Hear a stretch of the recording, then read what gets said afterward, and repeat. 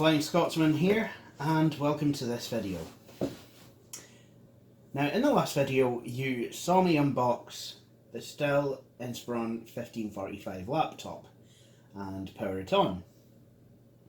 And we discovered just how slow it was, even for a machine running Windows Vista. Now, in this video, what we're going to do is we're going to repair this machine. We're going to replace the keyboard. I will have replaced the fan, but unfortunately I've not filmed any of that, so because I just really wanted to concentrate more on that than, you know, actually filming it, because I had to take the machine apart. And we're going to also attempt to replace the CPU.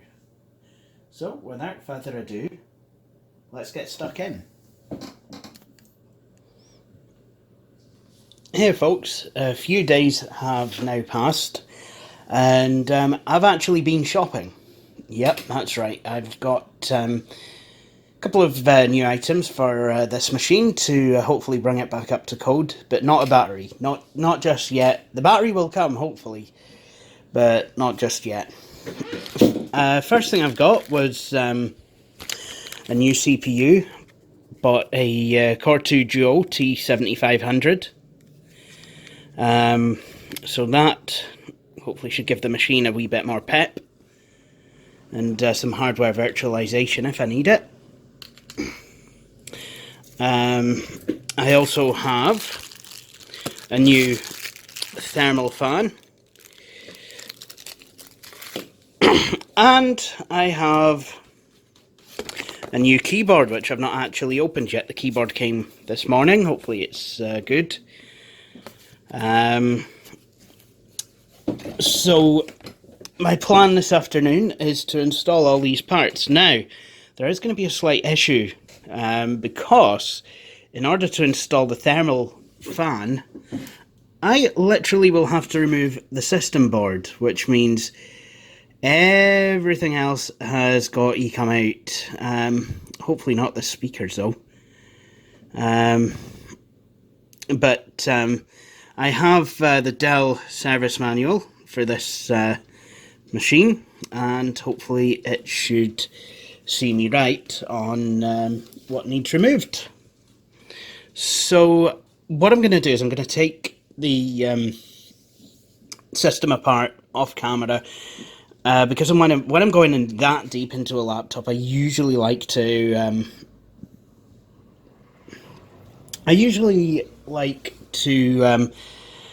concentrate a wee bit, because you know, there's quite a lot going on, and screws to go back where they belong, and all kinds of shenanigans. But yeah, so I will keep you all posted. So, here we are at the other end. I've replaced the fan. Not sure about the condition of the rest of the machine. I did see quite a bit of rust. But hopefully that won't be too bad. There is some rust on the motherboard. On the back of the board, you know, the on the underside of the mounting screw holes, nuts that you mount the heatsink into. Hopefully it'll be okay. If not, you know, probably need to buy a new board and a new chassis, but may as well get another new machine at that point. You know, here we are. We've got most of it back together. So what I'm going to do now is we'll start adding more new parts. So we have the new fan installed, and what I'm going to do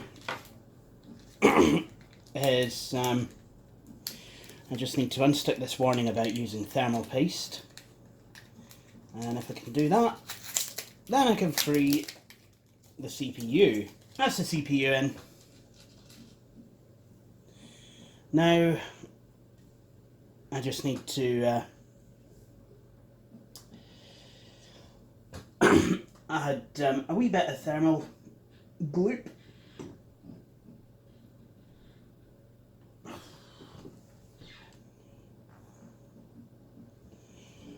Wasn't too much. And next I need to find the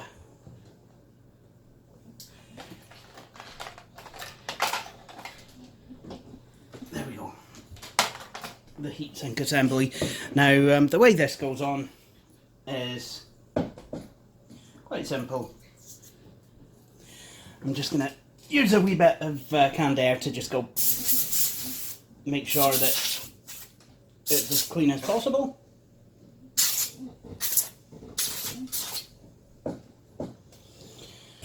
Because this machine was quite dusty and dirty inside, so it's really no wonder it sounded like it did.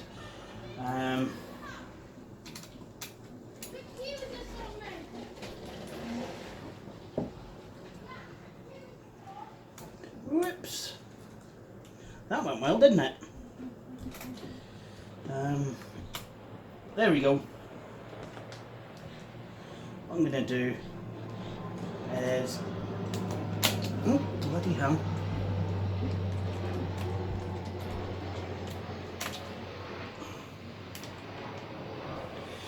Right, okay, now, you learned something.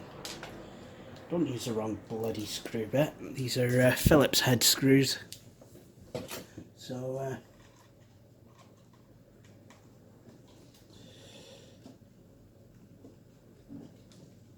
what I'm going to do is I'll screw these down diagonally, like I would a desktop CPU.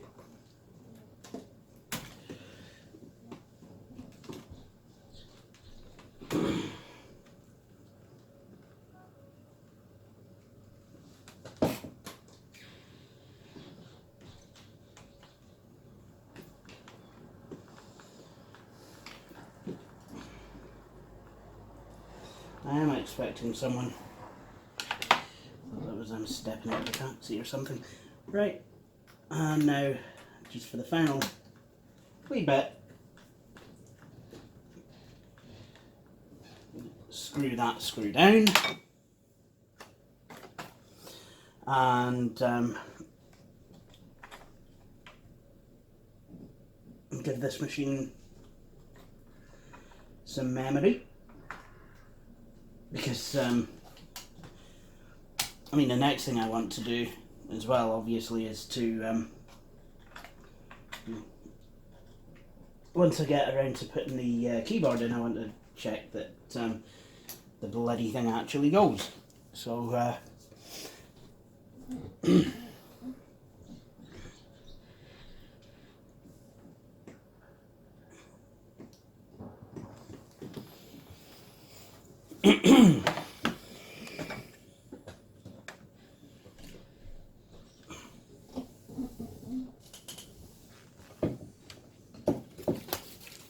so here I have a new keyboard, well, but as new as you can get for one of these, and it does look pretty new. I mean, there's no real wear on it.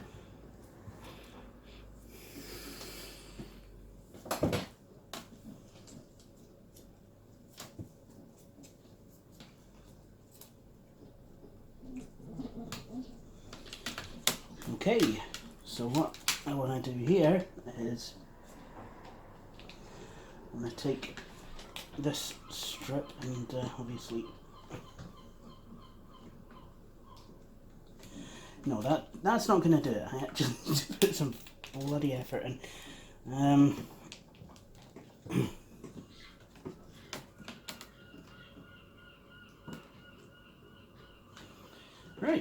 actually, I think that will do it.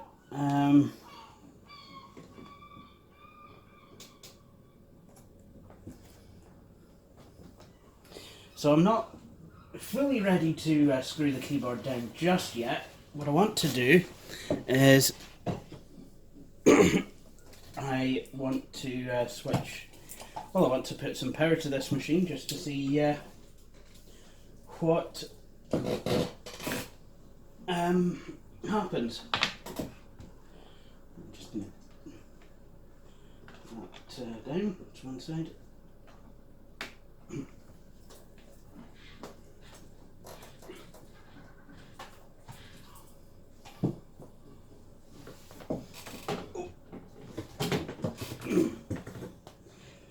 Right.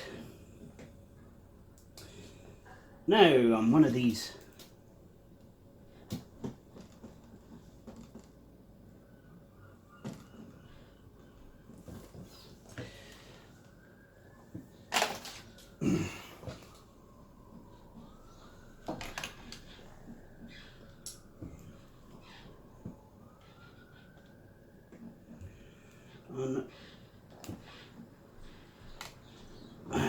see if I can oh, there's the power button. Silly me. Well, that's encouraging.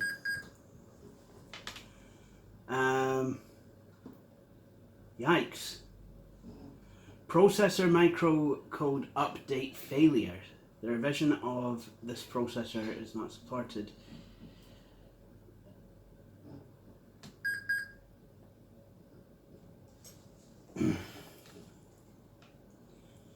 Oopsie.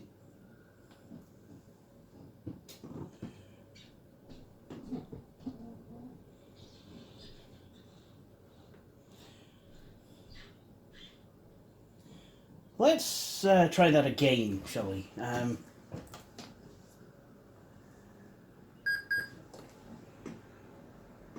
Processor microcode update failure.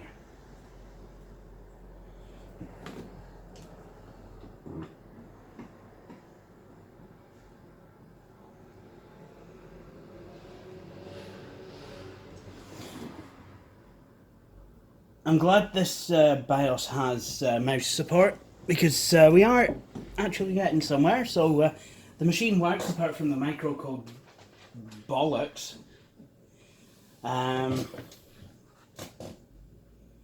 So I reckon I will. I'll shut this off. I'm going to go and have a look online to see what the bloody hell the problem is.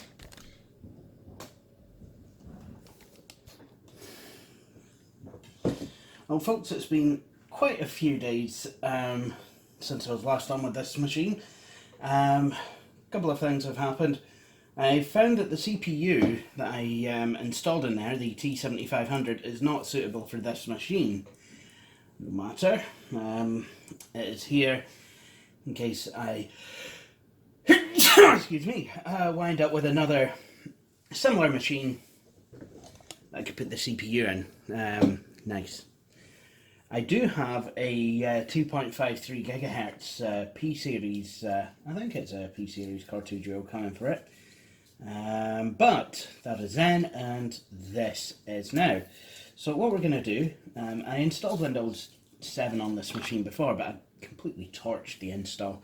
So what I'm going to do is, well, we're going to reinstall.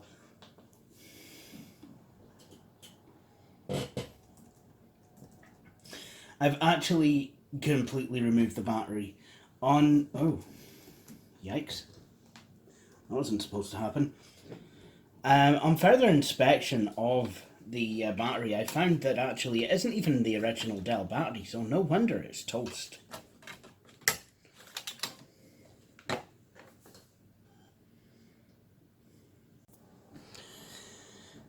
Well, this happened.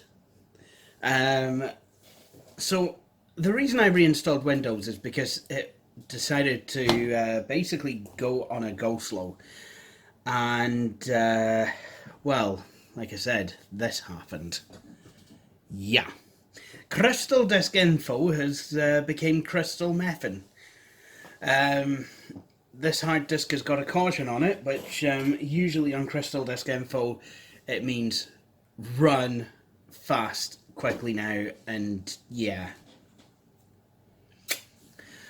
So I'm going to need to replace the hard disk in this machine.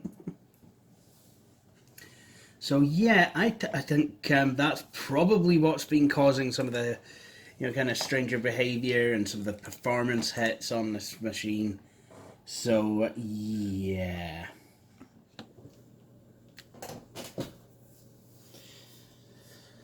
Okay, well that had mixed results. The keyboard was absolutely fine. The CPU wasn't. The Core 2 Duo T7500 is not compatible with this laptop in a microcode update failure kind of not compatible way.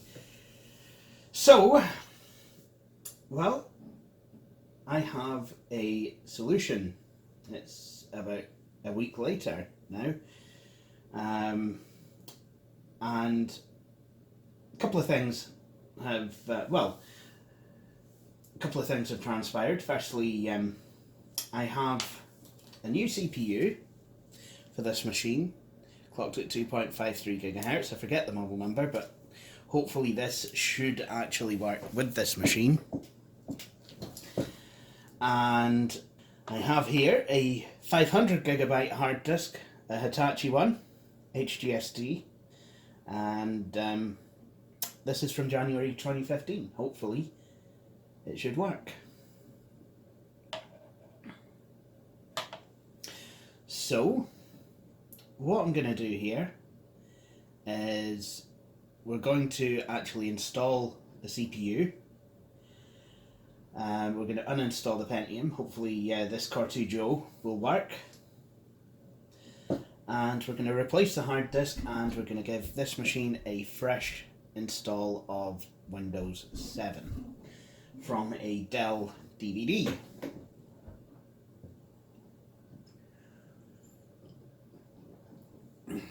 So, I guess, without further ado, I guess we should get going.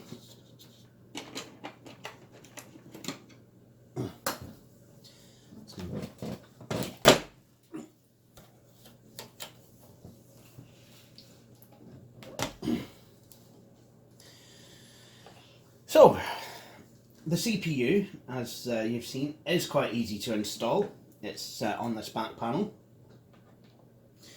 Now, I did try what I could to get the other Core 2 Duo to work. I upgraded the system's BIOS to A16, I believe, which is the latest one for this machine. So hopefully this CPU should work.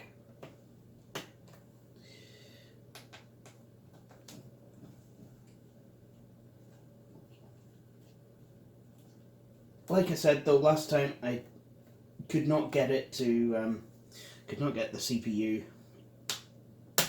to work, so basically I've had to put the Pentium back in.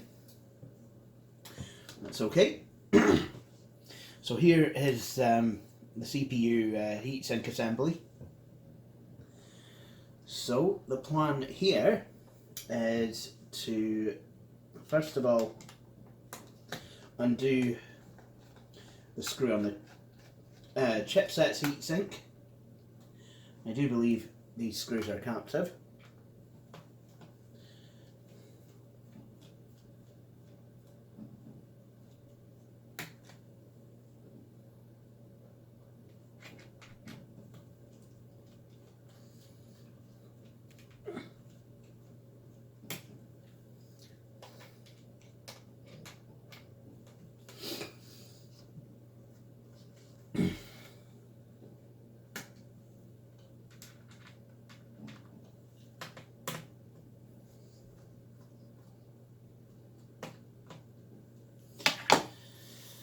Right, that's good.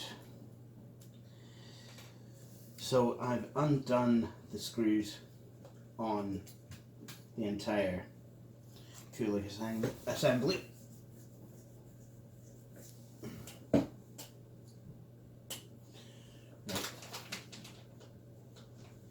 Now, what I need to do is to release the CPU, and to do that, I'm going to use a flat-headed screwdriver bit.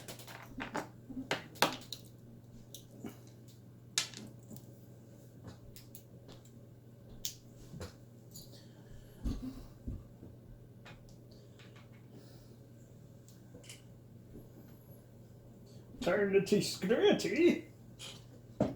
left the CPU.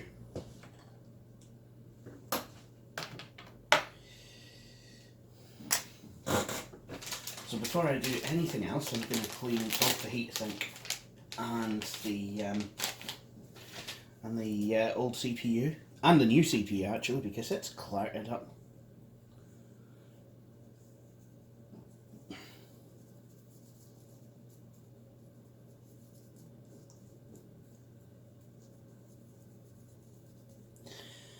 There we go.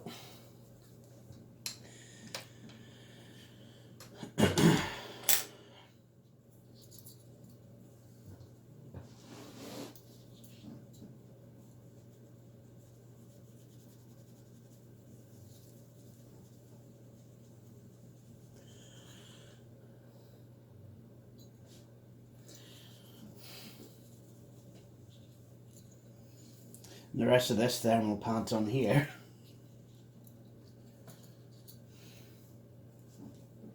Okay.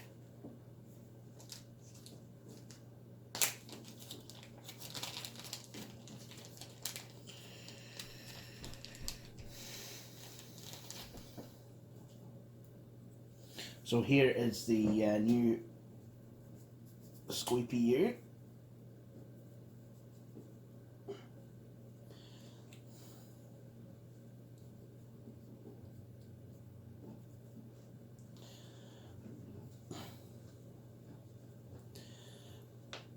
It's funny how, to me, it's pretty much a habit that I clean the thermal paste off of a CPU as I've finished using it. That doesn't necessarily apply to everyone. But then, you know what? I got the processor cheaply, so yeah. As long as it works. There we go.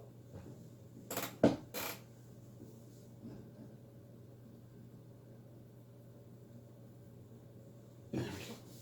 I think. Right.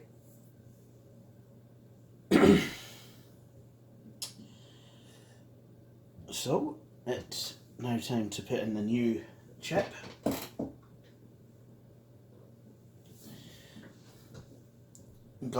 Got to match the notch in the pins with the notch in the socket. There's a wee triangle usually to indicate where the notch is on top of the chip. And there we go. And now we need to do the reverse of what we did to uninstall the old chip. So we need to tighten this screw. There we go.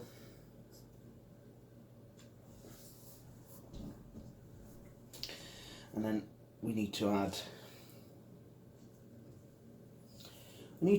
a wee gloop of thermal paste, if I can actually get the lid off. There we go.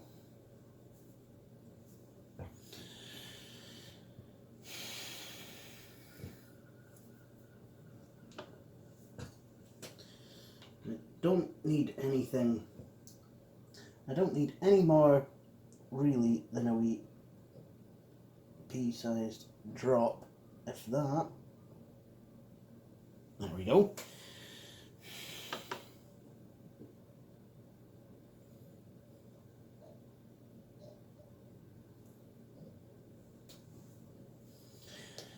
There we go.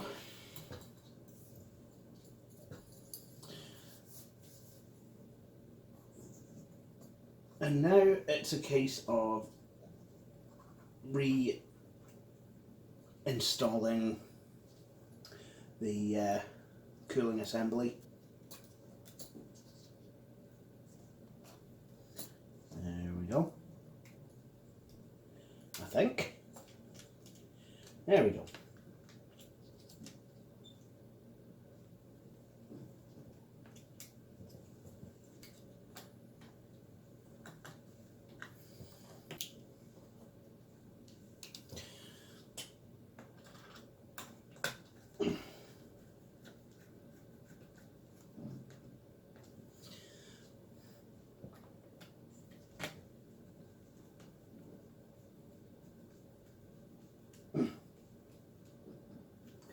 There we go.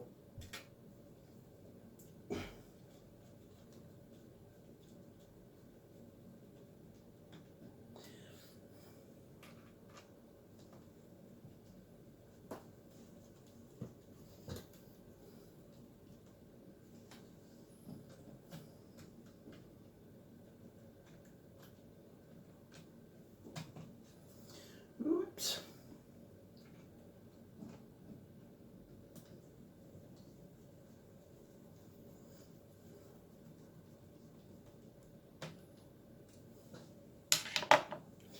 Right, now, before I do anything, I need, or I would like to, at least check my work. So in order to do that, I'm going to need to plug this machine in. The battery on this machine, well, you might notice that it's missing. I found that the battery to this machine not only was third party, but it was also completely dead. So the machine did not light the battery, it would not charge or anything like that. So yeah, just not even using it. I've decided it is the plan that I will buy a battery eventually. I just need to save up a bit first, is all.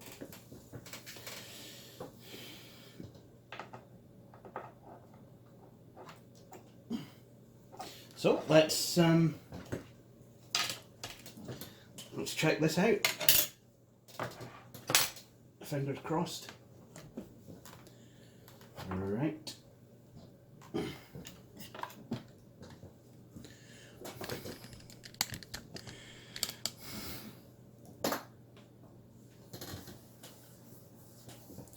Okay.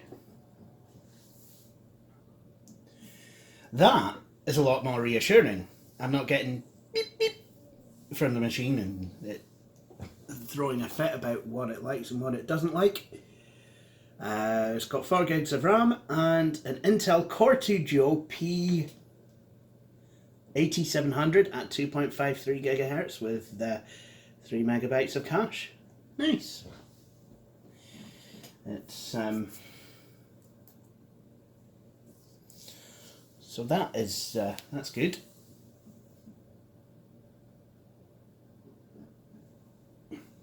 Excellent. It's booting.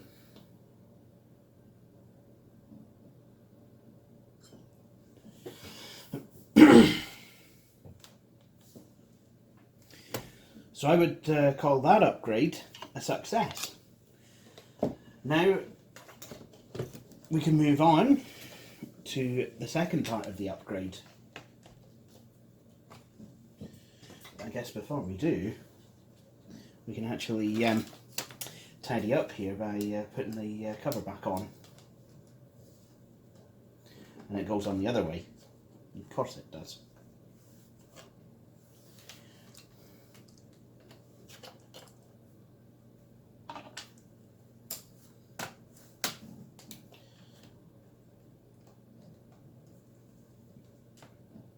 Again, we're dealing with captive screws, which is actually something that I quite like. It lessens the risk of me losing them.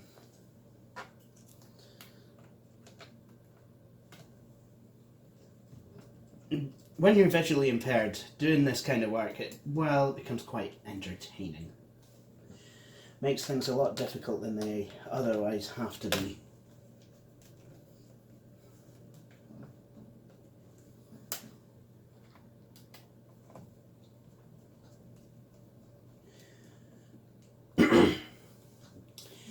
Excellent. Nice. Right. Next job is the hard disk, which is in the caddy over here. So in this sense, this machine is a very typical Dell. The hard disk lives in a caddy that slides out the side of the machine, like so.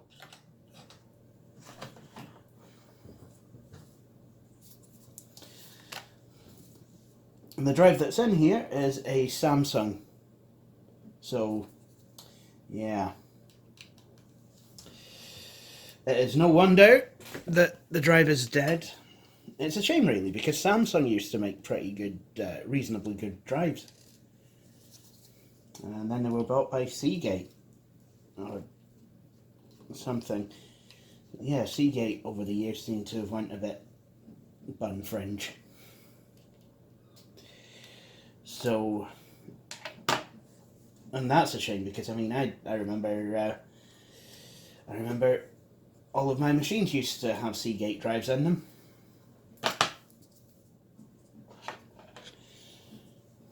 Let that be a lesson, kids. Brand loyalty never solved anything.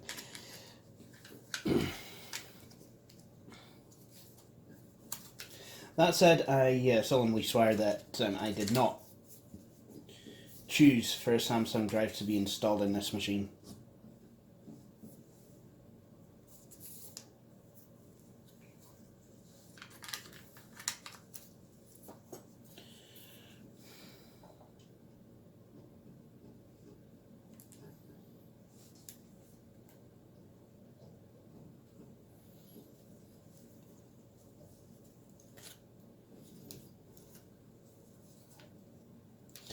The more sensible idea would have been to put a 120 or 120, 128, 180, 240, 256 gig SSD in here and call it a day. But I'm not sensible, and those things cost money. And I have a spinning disk lying about the place. But this with an SSD in, I could imagine it could be quite speedy. Hopefully this machine will really scream along regardless, especially seeing as it's getting Windows 7 and Linux rather than Windows Vista.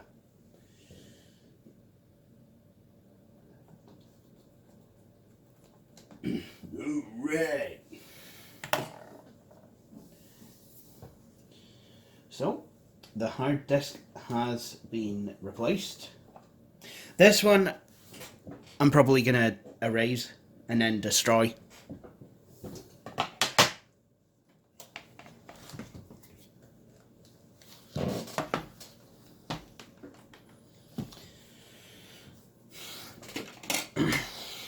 As it really is no use to man nor beast.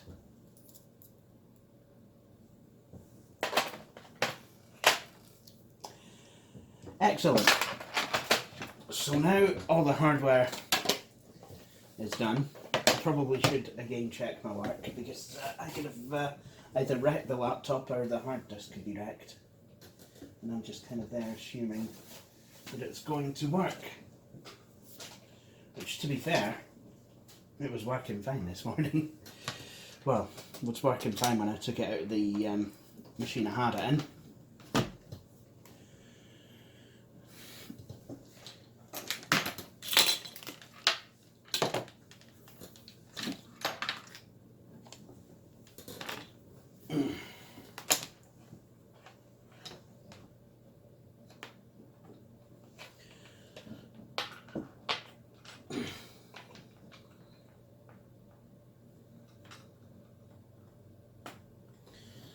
There we go.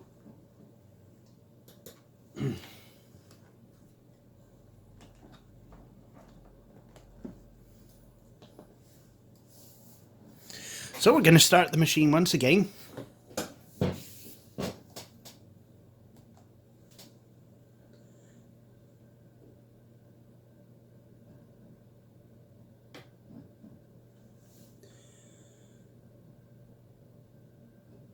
Primary hard drive none. I'm not sure I like the sound of that. In fact, I'm pretty certain that I don't. Why is this telling me that there's no hard disk?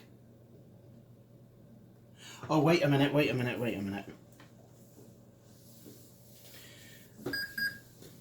Internal hard disk drive not found. To resolve this issue, try to reseat the drive.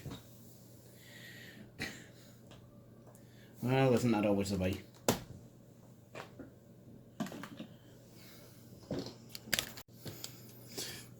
Okay, so I think I found the problem.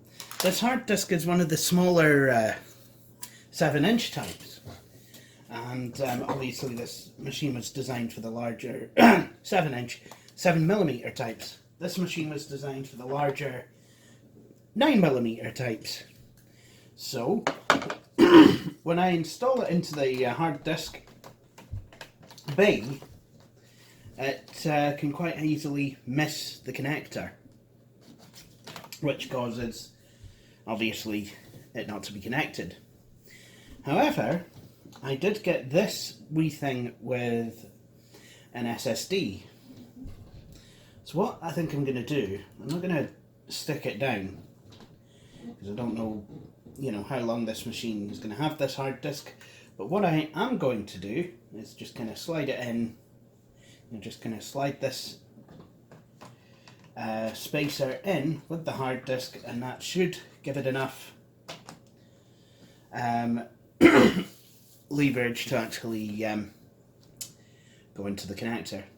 So it does kind of feel more like it did go into the connector at that point. So I think, well, before I actually screw anything down, I am going to check my working.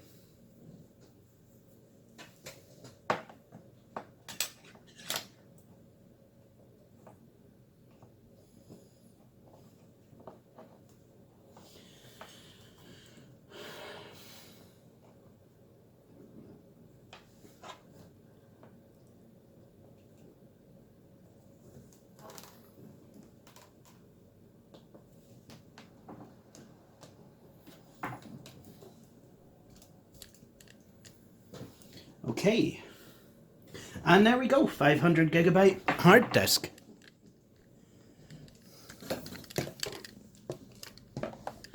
Bring it in so you can see it.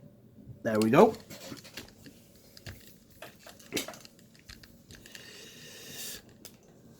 So, what I will do now is I'll just screw everything back down and put my tools away, and then we can get on with the process of installing Windows 7.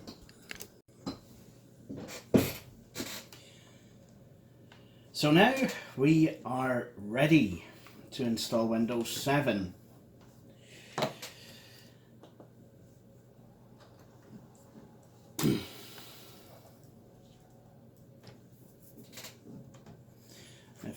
F12 boot options.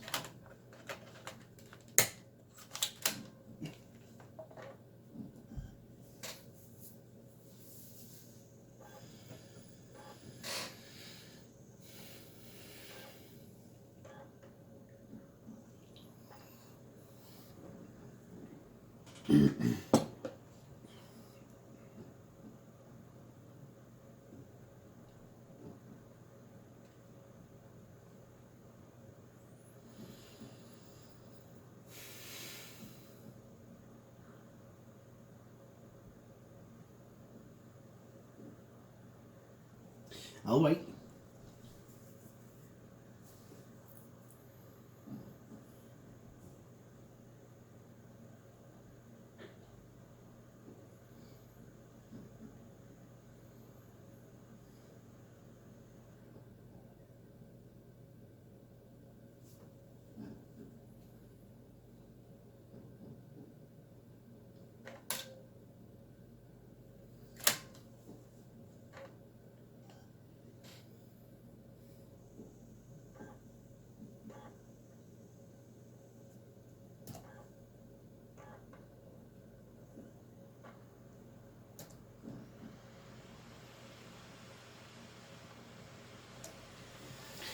we go.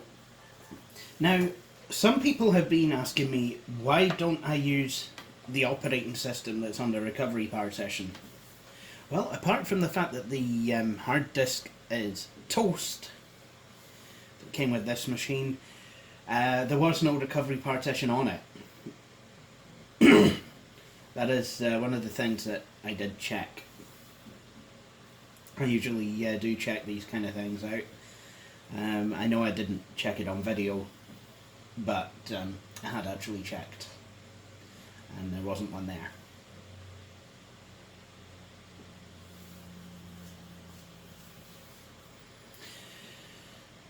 So booting Windows 7 off of a CD, it is quite time consuming. So what I will do is I will come back once we're actually in setup. And now we are in Windows setup proper. So before I do anything, I want to clear the hard disk. And I like to do that using disk part. So I'm going to press Shift and then F10, or in this case Shift FN and F10, because these keys' primary modus operandi is as a set of multimedia keys, including the eject button, which now seems to work.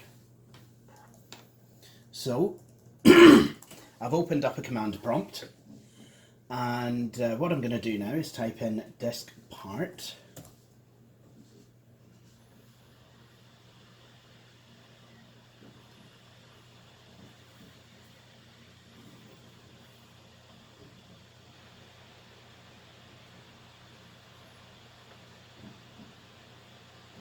And I'm going to type list disk to see what disks are in here. And as we can see, we have the 500 gig hard disk. So I want to select disk 0, which is the 500 gig drive. And then I want to clean the partition table, so I literally type clean. Clean.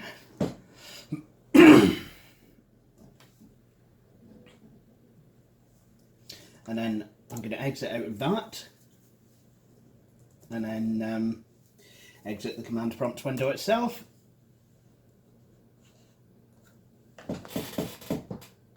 Excellent. And then I'm going to plug in a mouse, because I forgot to do that.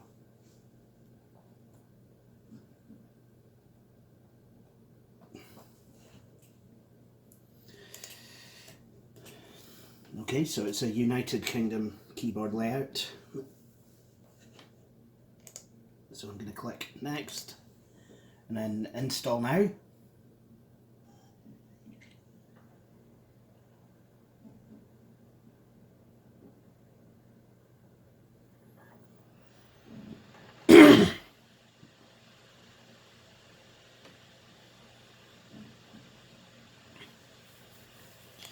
Yes, I do agree to the license agreement, or at least I agree to pay lip service to it.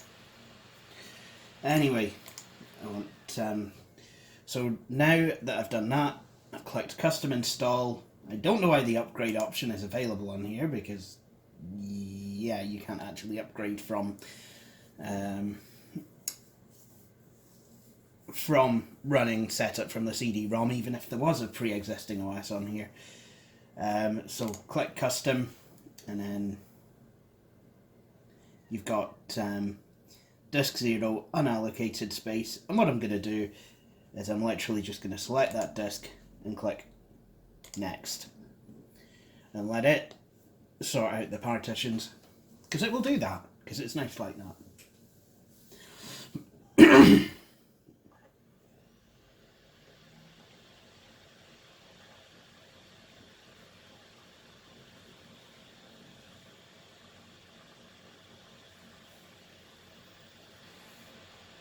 And now to expand the Windows files.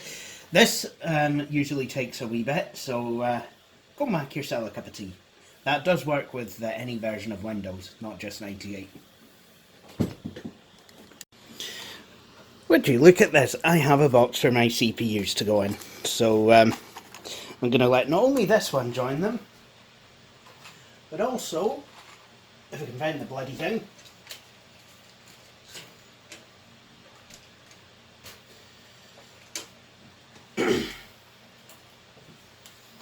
this one that does not want to stay in its box, the T7500.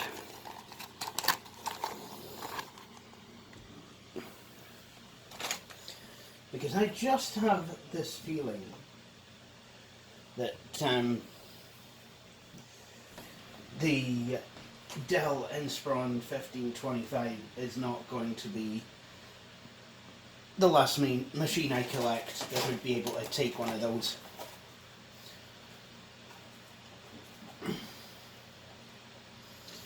So I think it would be a good thing to have one lying about the place.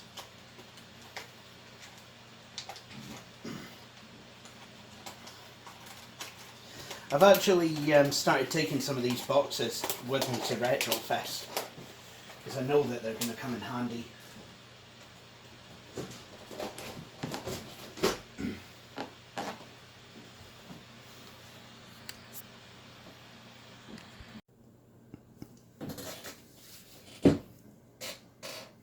So the first part of setup has finished.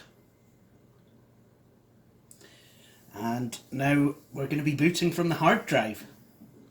Hopefully this hard drive is in better nick than the one that I took out. That we can check.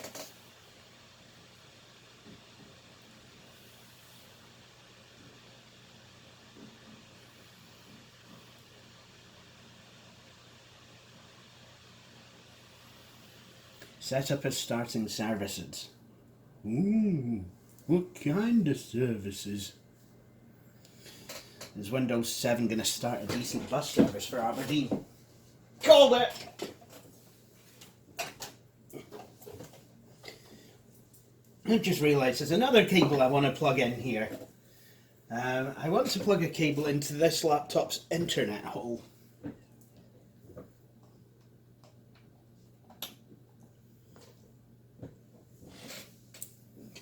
There we go.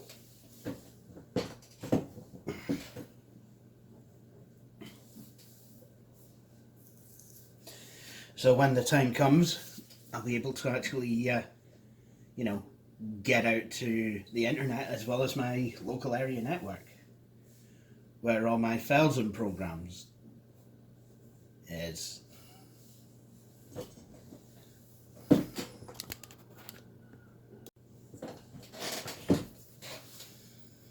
Well, the setup screen suddenly lost weight. That's because Windows 7 has some kind of rudimentary display driver that will work with this machine. I believe this is the GM45 display adapter that's in here. Oh, suddenly the screen found some extra brightness. Isn't that nice? The screen on this machine is actually pretty good. I'll be honest. It is. Yes, it's only 1280 by 800, but I mean, what do you expect for a consumer machine? I mean, you could buy these things pretty cheaply back in the day, you know, especially for the lower end ones, which I believe this was. I mean, it wasn't quite a Celeron, but you know, it was a Pentium dual core. You know, I upgraded it now, so it's got a Core 2 Duo in it.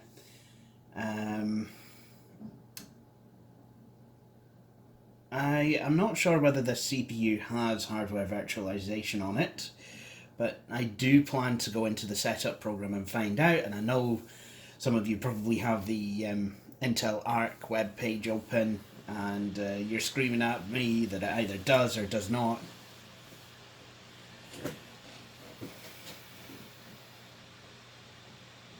Setup will continue after restarting your computer.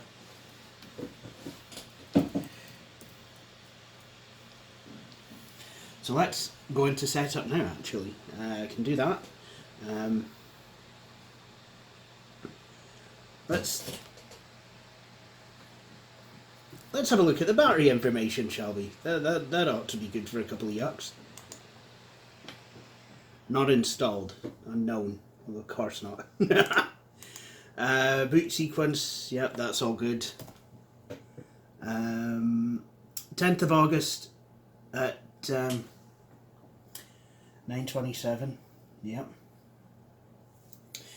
Well, the nights might be drawing in, but you know, it's still we're still getting a hell of a lot of daylight.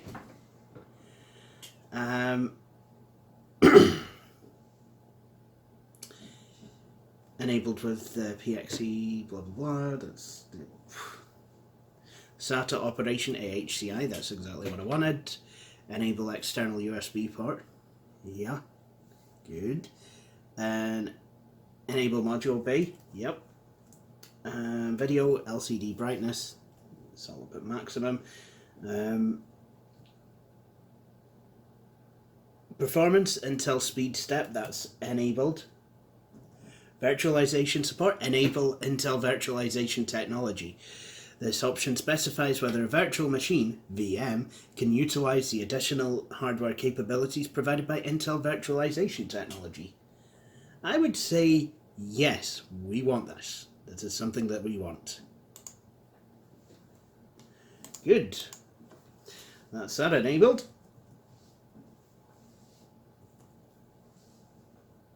Enable internal WAN and WLAN and Bluetooth. See, I didn't think this machine had Bluetooth. So what I can do now is I will apply the changes and exit setup, and then we'll continue with our Windows 7 install.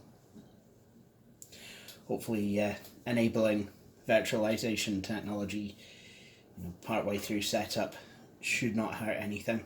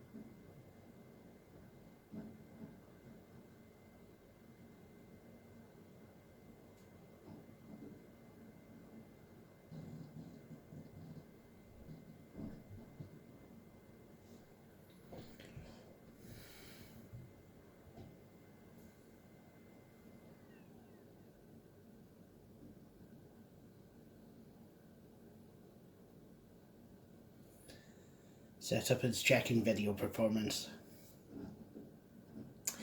And here we are. We are at the out of the box experience. Good. So let's set this up.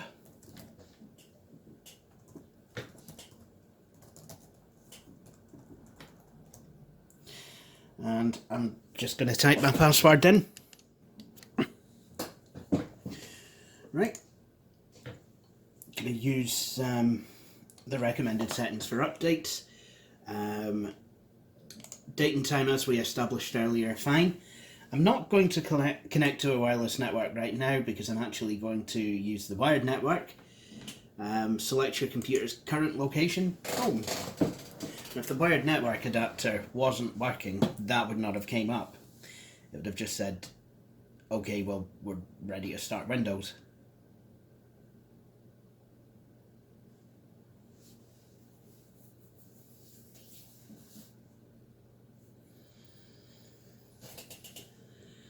Windows is finalizing your settings.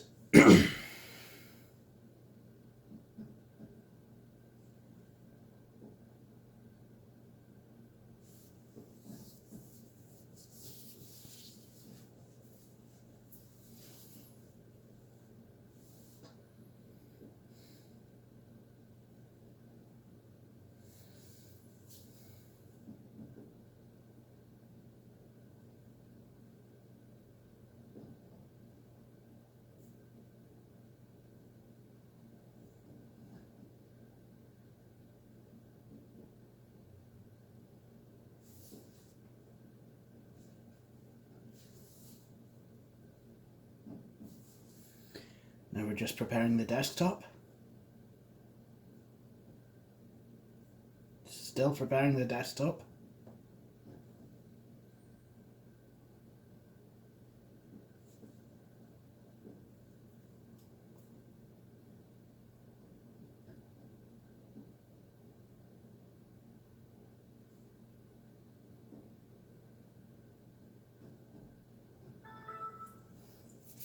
And there we go. We are installed.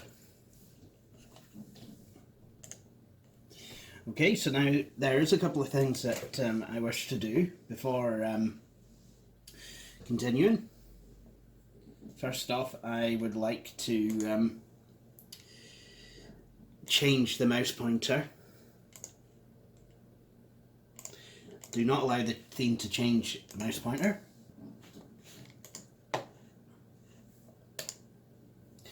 Excellent. Next, I'm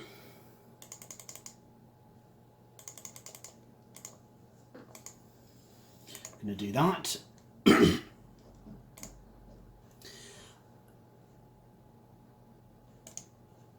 And that's worrying. Why is only the C drive there?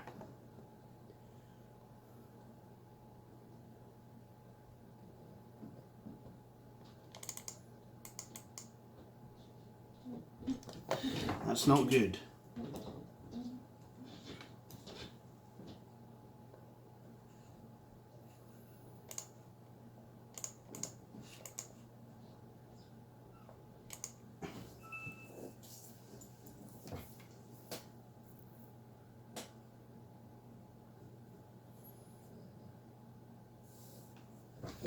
I'm going to go back into setup and just change the defaults just in case, well, load the system defaults just in case I accidentally turned off the optical drive or something daft.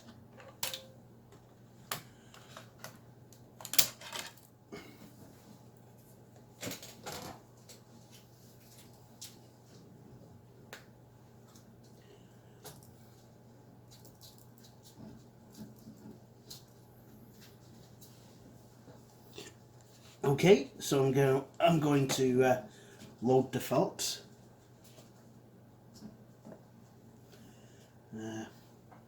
This mouse pointer does move awful fast in setup.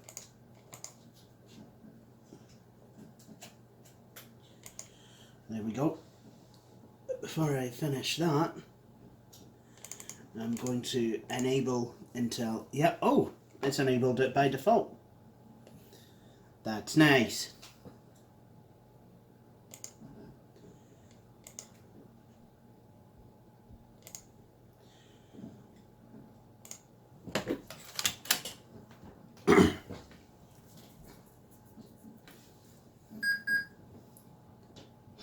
AC adapter settings and type cannot be determined. The system will adjust the performance to match you.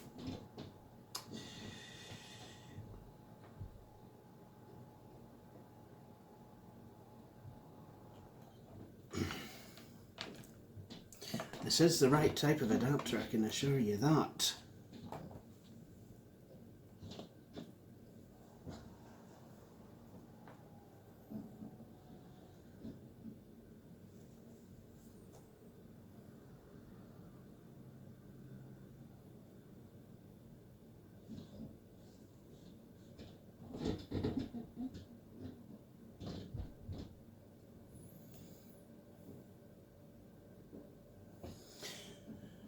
Luckily I do have another one of these adapters should I need it, but I don't believe I should.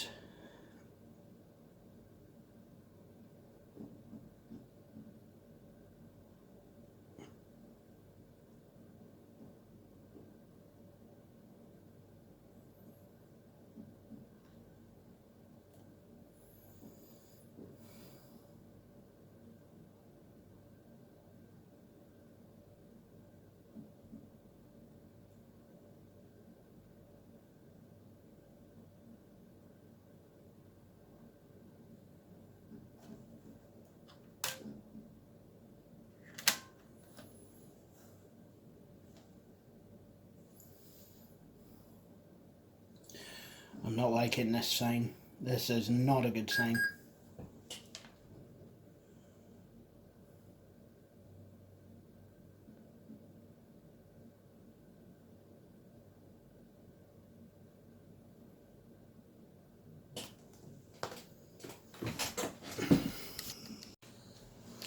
So here we are, we have another Dell Inspiron power adapter.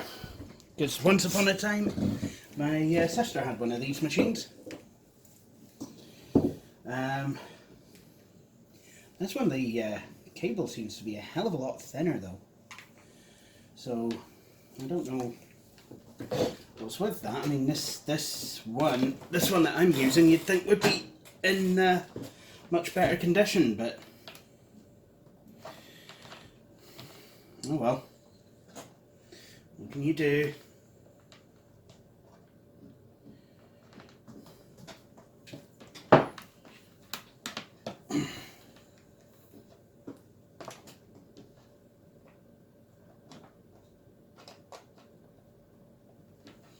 And this seems to be a lot looser as well. So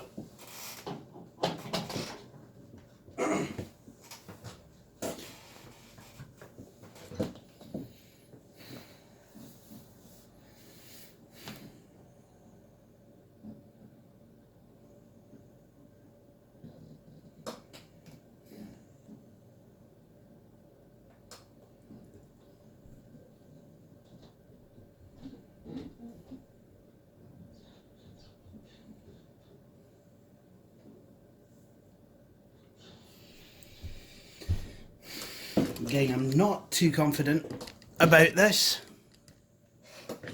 See, I don't like this business about adjusting the CPU, adjusting the performance to match the power available. Basically, what that means is the CPU is going to downclock. And I don't think that it should be doing that, considering that it is, after all, a genuine power adapter that's connected up.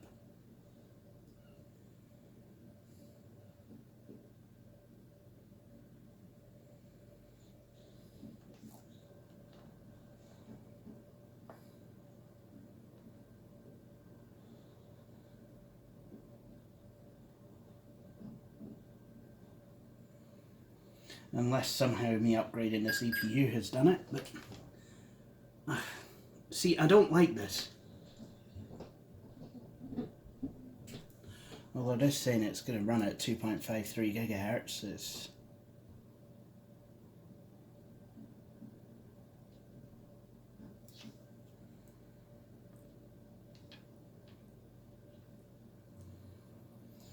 I'm going to have to look this up because, I mean, at the end of the day, I am using a genuine power adapter. There is no doubt. You know, and this is the second one I've tried.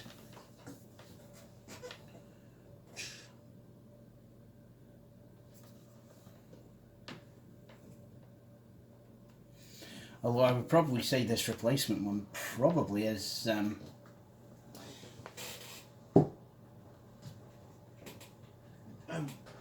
I don't know, I don't think I would say it's as powerful as the one that I've just unplugged. I mean, certainly, if we look at the two together, the one that I'm using right now is actually smaller. So there is a chance that this one actually, well, so there is a chance that this one probably might not deliver the required power. So I should probably give this other one a go again.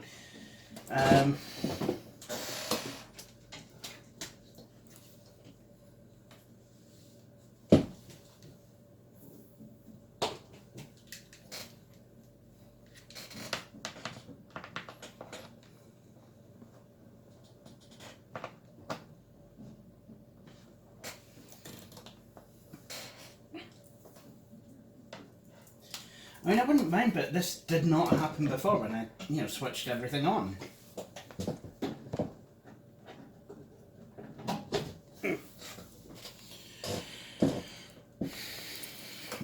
After installing the new CPU.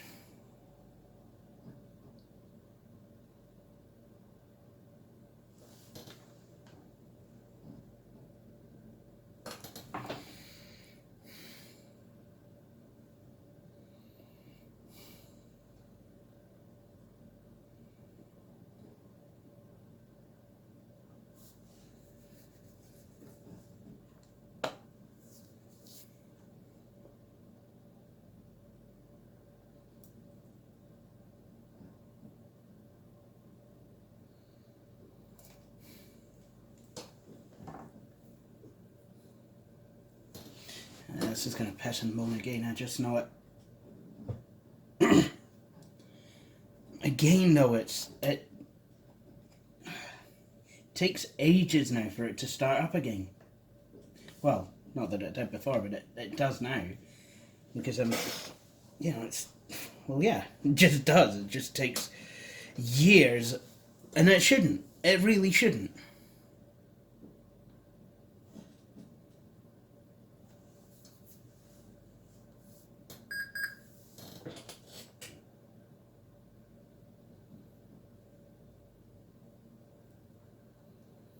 Like I've said, this is a Dell power adapter. Get over yourself. It's a genuine one.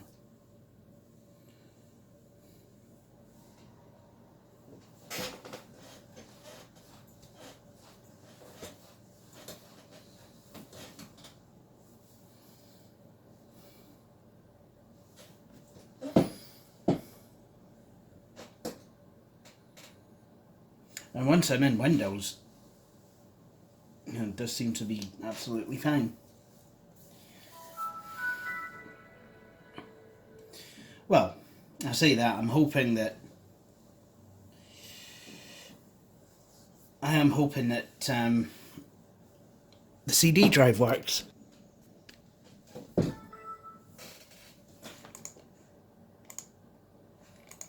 Whoops, wrong one. No, it doesn't.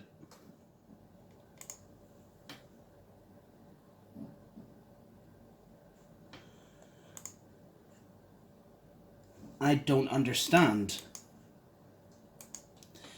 Is it related to the fact that the machine doesn't think that it's using a genuine power adapter?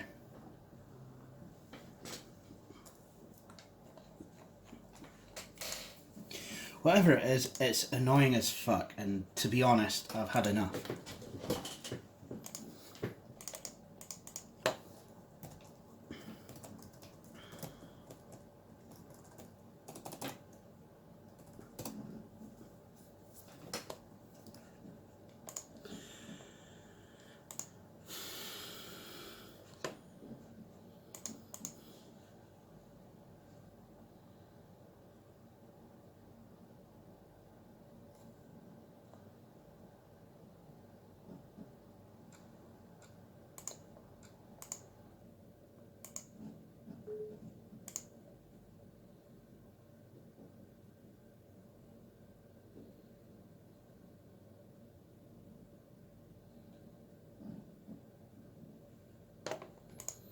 Great, I suppose this is still going to continue to take an age, is it, as well?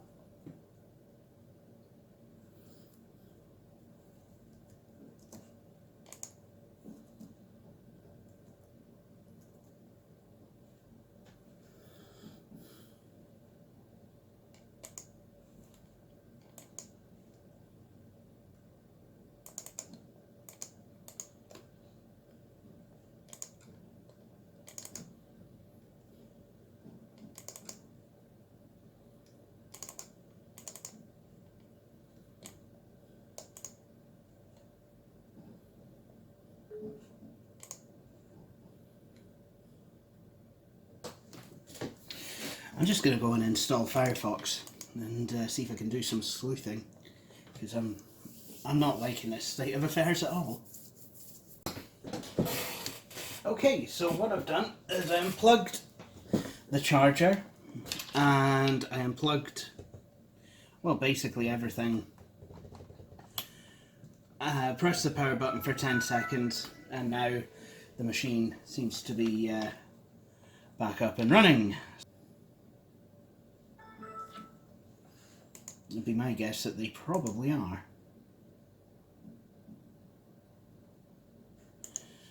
No, they're not. The CD drive is still not wanting to show. Unless it switches itself off when not in use. I know my ThinkPad T420 did that, but I can't understand. I'm just going to insert this HP Windows XP Professional CD because I have it to hand.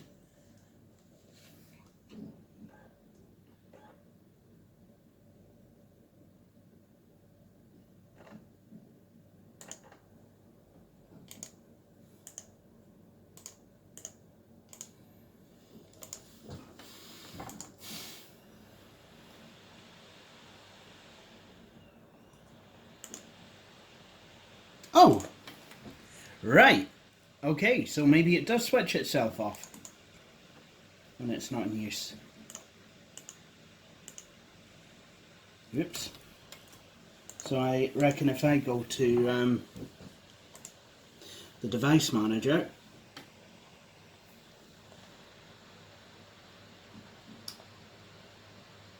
see DVD CD-ROM drive, there we go.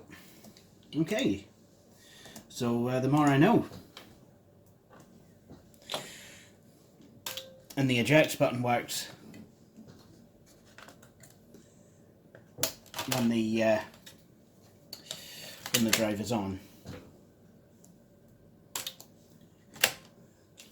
That actually does explain quite a lot.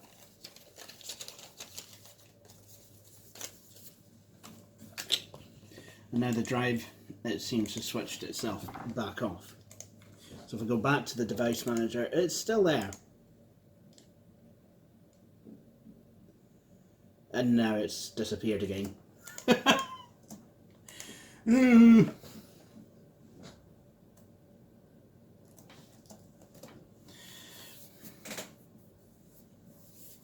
See, at least in Windows 8, it'll actually say the drive is there but powered off. So unless this is a more rudimentary system, I do not know. Right, okay, so the next problem to sort out is the Windows Update thing. So this is sorted now. Hooray! Jeez, I sound like a pure Egypt when I did that. Right, good.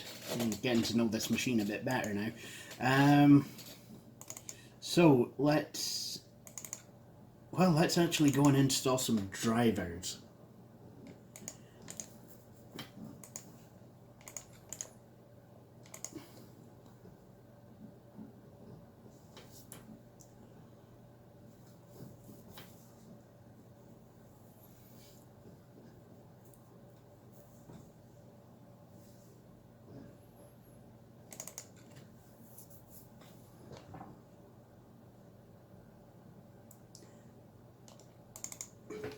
So before I do anything, I want to install the chipset. And no, a chipset isn't that thing that you get as part of a fish supper.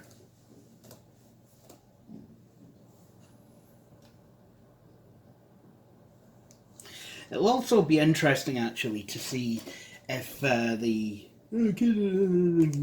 machine's got about as much power as the Scottish Government will once Westminster's through with them. Problem will resurface. I have the mouse plugged in. I unplugged the mouse before, so I wonder if I'm going to have to keep unplugging the mouse. It'd be nice if this machine actually did have Bluetooth, and then I could just be like, Bluetooth mouse.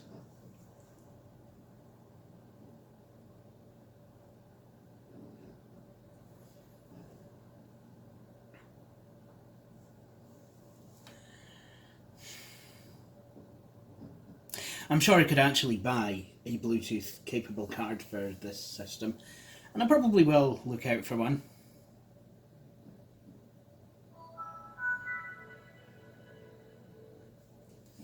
That might also in time replace the motherboard.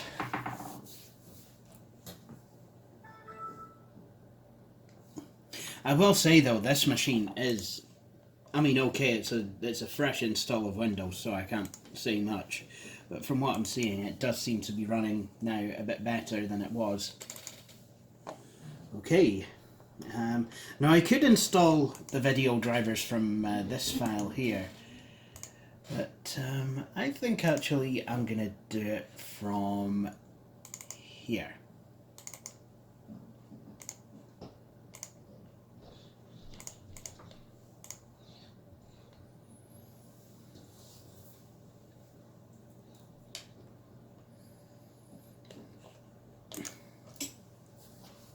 That way I know I can get the absolute latest driver available.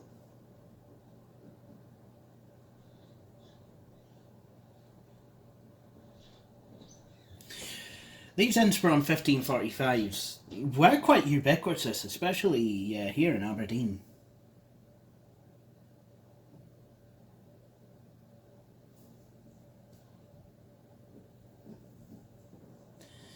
They are very good machines as well, you know, especially, like I said, especially for a consumer grade machine. They're basic, but they can be made to be not as basic. I mean, like I said, well, like I've done here, I've installed a Core 2 Duo. You can get them with webcams, you can get them with Bluetooth. Not sure you could get a fingerprint scanner, but one omission that I do think of as quite odd is the HDMI port. I would have thought that, especially as its predecessor had one as well, that's what makes it weird that this machine doesn't. I'm not sure if there was any with it, any 1545s available with an HDMI port, but certainly not this one. And okay, it has VGA, but I do believe you could get Blu-ray drives for this machine, and that begs the question, why no HDMI? Because you can't actually play Blu-ray through VGA because it doesn't have HDCP. I know this because, well, I had a Dell Optiplex 380 for a while. It didn't actually have an HDMI port on it, so I couldn't play Blu-rays until I actually put a video card in that had the HDMI. So the display driver is downloading. Yeah, that's something I'm going to have to try, actually. See how well this machine can handle a Blu-ray. So I do have an external drive, so it can be done.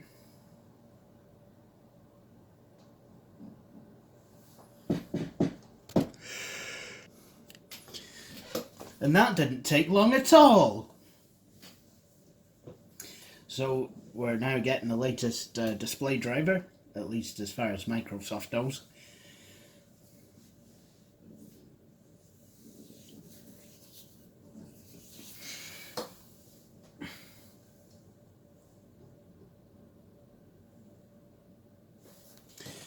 Excellent. We are in business.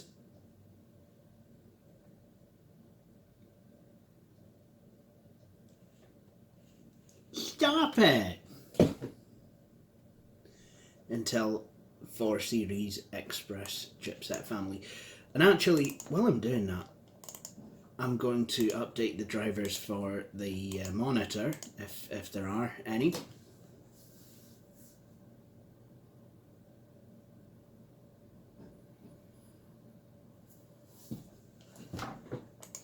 Then again, maybe not.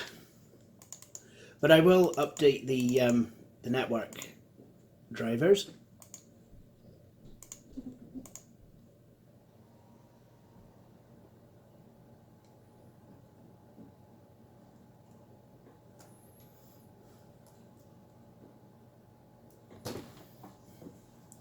Which again could take some time. So what I'm going to do is I'm going to update the drivers for the wireless and Ethernet cards. Oh, there it goes, downloading driver software. I've always liked how easy it seems to be to install drivers on Windows 7. I remember connecting a printer and it would install a rudimentary driver, at least for the Epson stuff. And then I could just click. There was a button that had along the lines of, you know, get more advanced features. And what it would do then is go to Epson's website or wherever, download the correct driver and install it. So I would get the full feature set rather than just a basic Windows driver, which I found was quite a neat feature.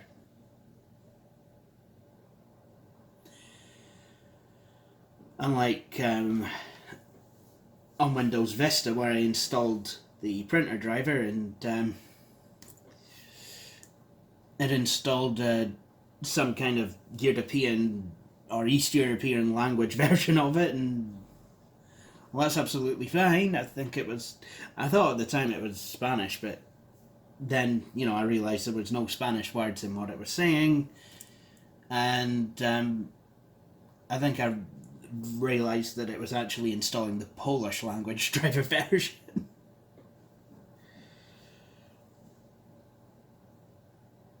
So Windows 7 was much improved. But then again, we know this.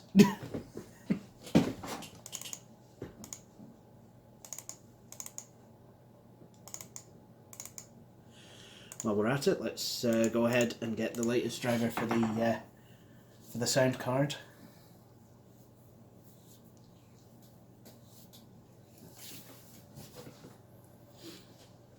I remember it's now coming up to 9 years ago now, but I remember when Windows 7 came out. I remember actually testing the beta in January 2009, and I was pure raving about it for the simple reason that it can do this.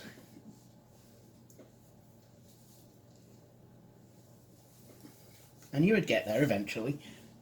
Full screen magnifier. This was something that I really quite fancied in Windows Vista, given that Mac OS 10 has had a full screen magnifier for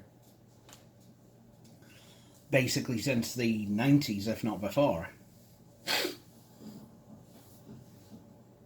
And that the one in Mac OS 10 actually worked. Which is more than can be said for close view, which is terrible. But at least it had it. At least it was there. At least it was an option. But I remember having waited from January to October of 2009 for Windows 7 to become available. And I pre-ordered it through the Ultimate Steel.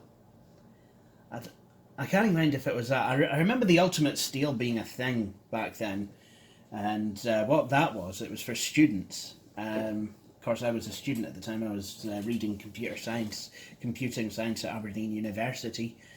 So I was able to get the Ultimate Steel through having a .ac.uk email address.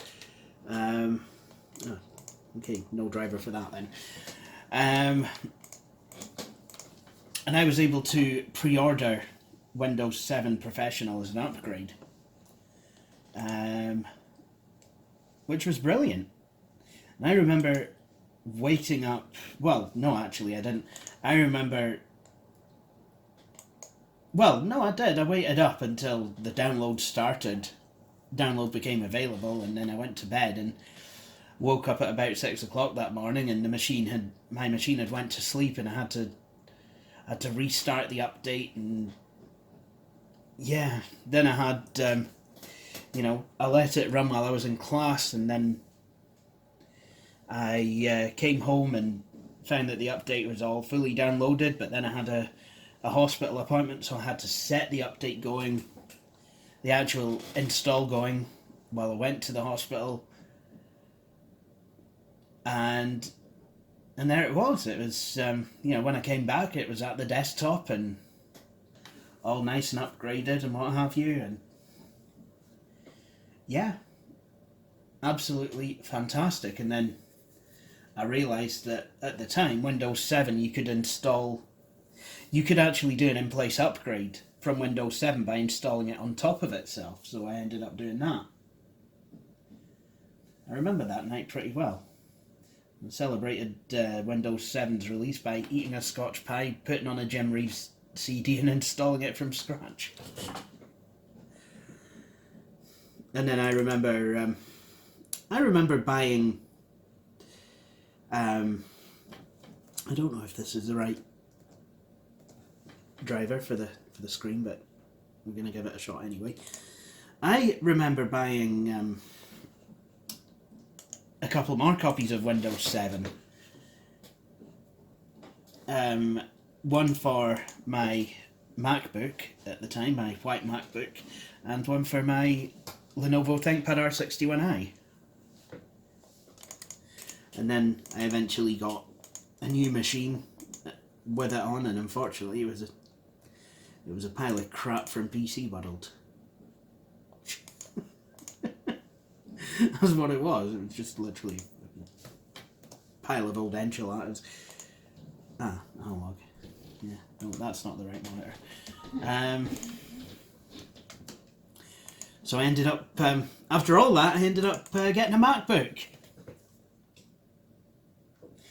Pro, using macOS 10.6. So yeah, I'd waited all this time for Windows 7, and then ended up using macOS. So I'd like to thank Sony for that. Stop making absolute piles of garbage laptop. Oh wait, they did. They did stop making absolute piles of garbage machines. In fact, they stopped making laptops altogether, and now the Vio brand is owned by someone else.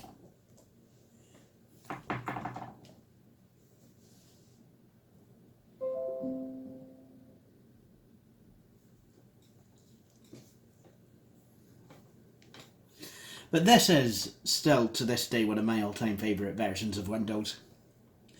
It just works. It's basically the new XP. It has a start menu that actually bloody works. It has, you know, a competent search tool. But the problem is, Microsoft have backported all the telemetry stuff to Windows 7 and 8.1. Well, and I think 8.0 as well, I don't know, but yeah, they backported everything. They backported all the telemetry stuff from Windows 10 to 7 and 8. That wasn't supposed to happen. You weren't supposed to do that.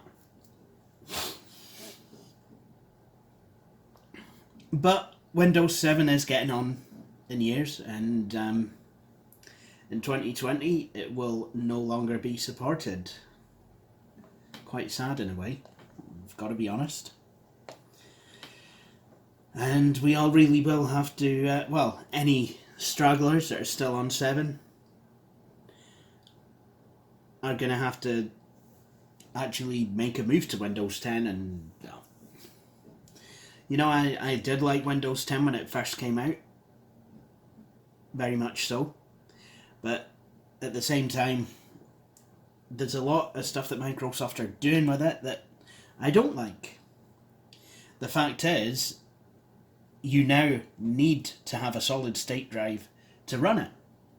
I mean, it runs brilliantly on a solid state drive, but if you're running it on a mechanical drive, the machine will run like molasses try to start up.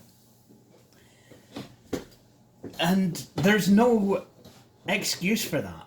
Not everyone can afford an SSD, especially not in austerity post-Brexit vote Britain. I had to use a, I had to literally borrow the money to be able to buy an SSD. Well, two SSDs. One for my desktop, one for my laptop.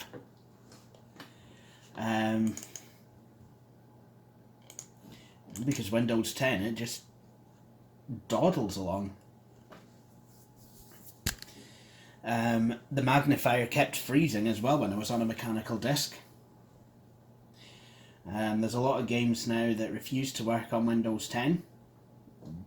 So Windows 7 has actually started to already become that vintage operating system, well, not vintage obviously by any stretch of the imagination, but certainly that retro operating system that people are having to turn to if they want to play some of their old games. And, just the whole thing is, I don't know. And then all this talk about Windows as a service, I mean, yeah, that's just an enterprise thing at the moment. But how long is it before Microsoft try doing that for home users, charging for Windows as a service? This software as a service thing is not something that I can honestly say hand on heart that I like. I certainly don't like cloud software, because we just don't have the infrastructure for software on the internet. But even local software as a service, it's not your software anymore. Windows does not operate. It doesn't seem to be mine. It doesn't seem to be anyone's. Microsoft are controlling our computers. I remember back in the day with Windows updates, especially with Windows 7, you could check which ones you want to install. And you'd be able to do that right up until 8.1. Now, everything is in a roll-up update, which is, not a bad idea. If you want to bring a computer up to date, you could just install the latest cumulative update, and there you go, everything's on. But at the same time, this rolling release schedule, there's not a stable release, there's not a slow ring for actual releases, long-term support, if you will. So everyone has to update twice a year, and from what I've been hearing, especially in the enterprise circuit, there's people using bespoke software, and these updates come along every 6 months and mess everything up. Can you defer the update? Only for a short while. It's...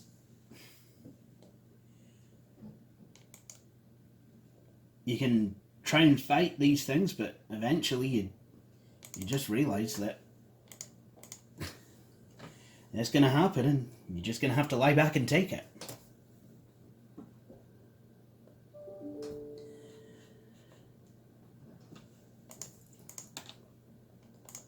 And I'm not sure that in the long run I really like that. I mean, yes, okay, the young child part of me likes the idea that every 6 months I get, a shiny new Windows to play about with, but at the same time, the IT administrator part of me is like, hey man, it's time to stop.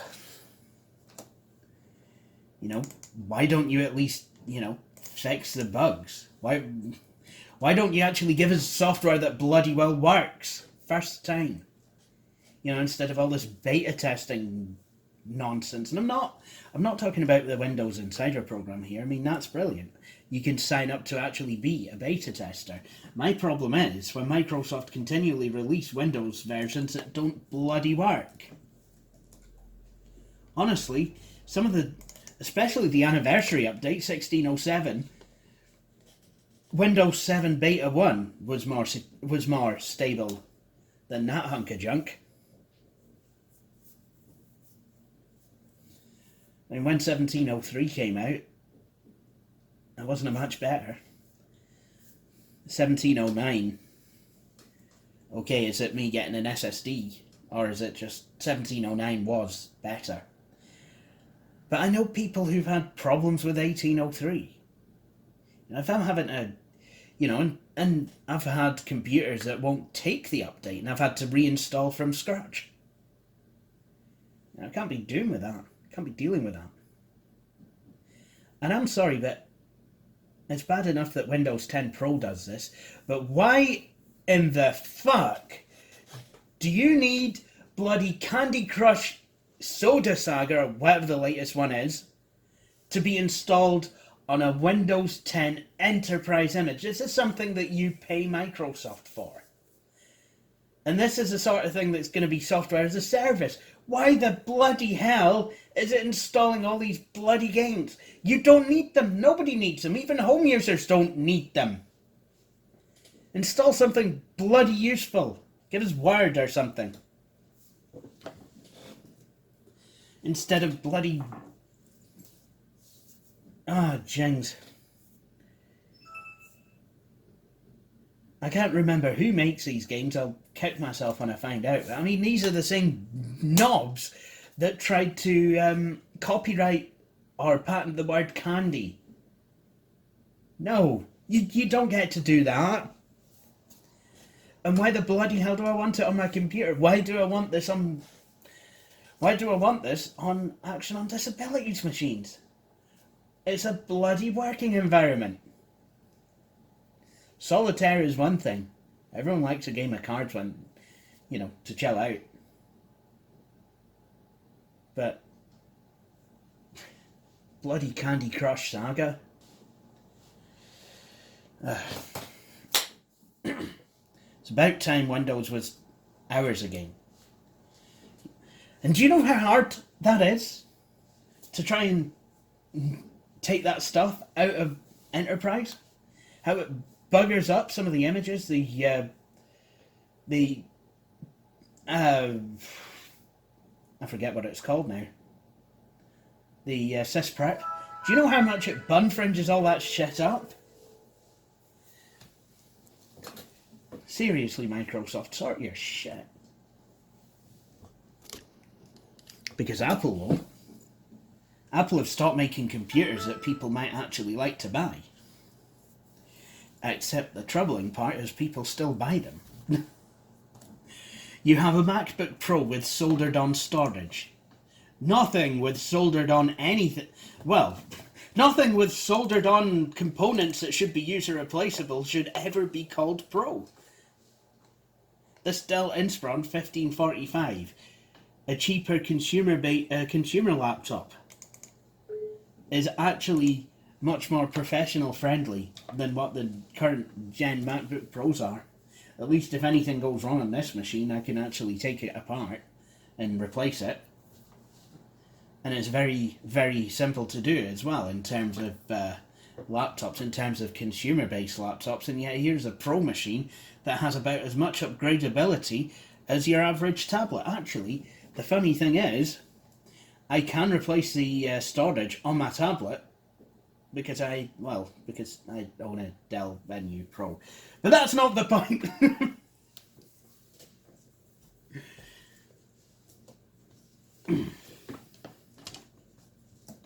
Anyway,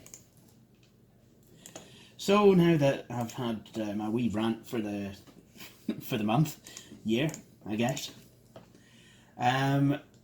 we're here. Drivers are installed, so hooray to that. And there's the Intel Core 2 Duo P8700 at 2.53 gigahertz. Yeah, everything's pretty much installed. Hooray for that. So, we have on-screen display for things like brightness.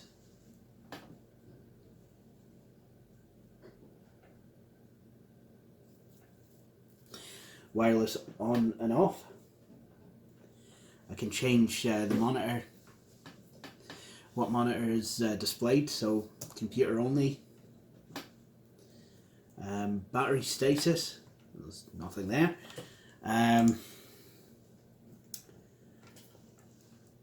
Volume up and down.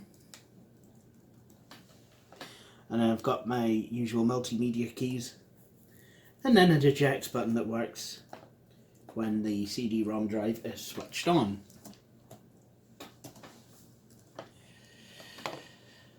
So, that's absolutely fantastic.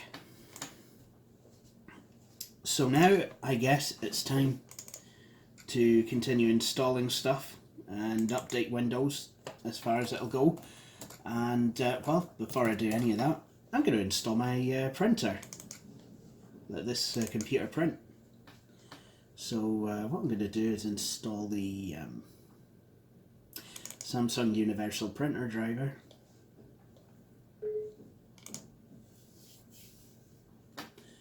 So, I'll install.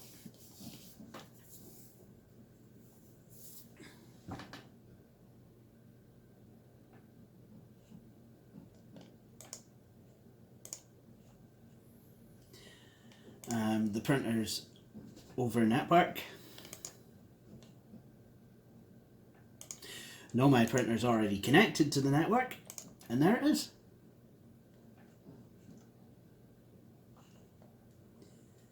I'm going to put a check against that box to tell Windows, hey, here's a printer, I would like you to install it.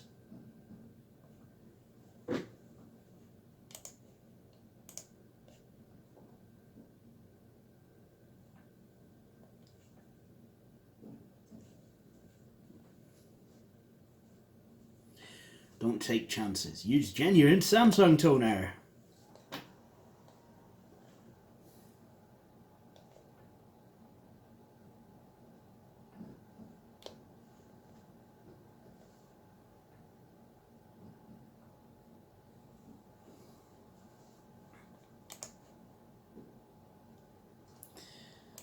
So we'll print a test page off.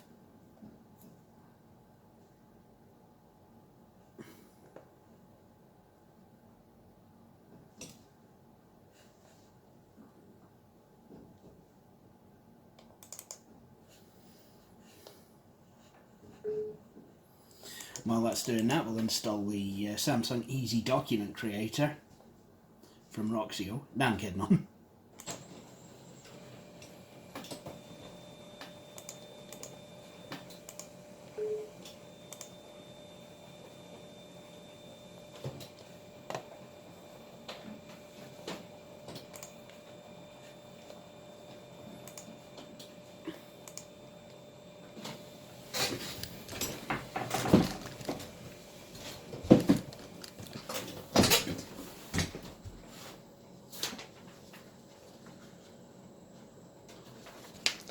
And there you have it, a Windows printer test page.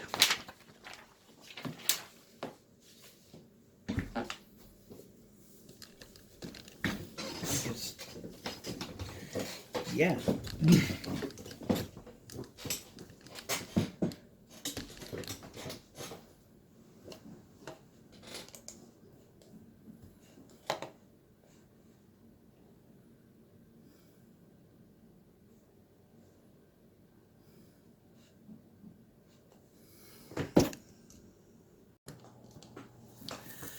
And so now we come to that part of the video where we install all the updates. So, as this will basically take the entire weekend, tonight being Friday night, I think I'm going to leave this here. But the Inspiron 1545 does appear to be working. I do plan to feed it a battery at some point, so hopefully we'll actually be able to see if I can make sure the power problems shut up and go away completely. And at some point I would like to dual boot this with Ubuntu Mate or even Kubuntu. So, for now, at least, I think I will end this video here. So thank you all for watching, and please do join me for my next one. Cheery bye.